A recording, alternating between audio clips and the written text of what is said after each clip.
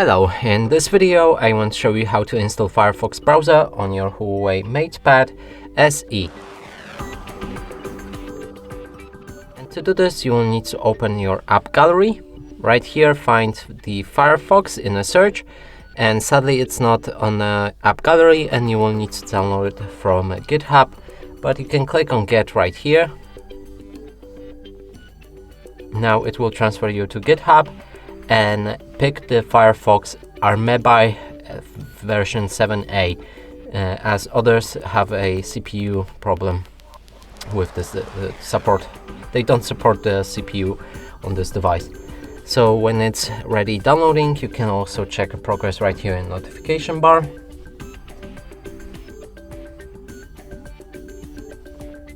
Click on it, allow, and then install.